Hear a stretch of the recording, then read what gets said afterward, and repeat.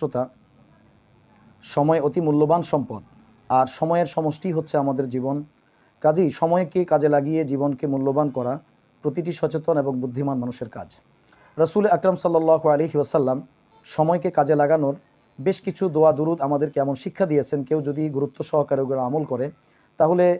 অসীম ফজিলতের অধিকারী হবে এবং জীবনটি তার অত্যন্ত দামি ও মূল্যবান হবে। এ জাতীয় বর্ণনাগুলোর মধ্য থেকে বুখারী শরীফে সাইয়্যিদুনা আবু হুরায়রা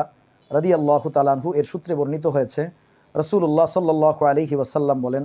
কেউ যদি এই দোয়াটি তথা লা ইলাহা ইল্লাল্লাহু ওয়াহদাহু লা শারীকা লাহু লাহুল মুলকু ওয়া লাহুল হামদু ওয়া হুয়া আলা কুল্লি শাইইন কাদির, এই দোয়াটি দৈনিক 100 বার পাঠ করে, তাহলে এটা তার জন্য 10টি গোলাম আজাদ করার সমতুল্য বলে গণ্য হবে এবং তার জন্য 100টি নেকি লিখে দেওয়া হবে এবং তার 100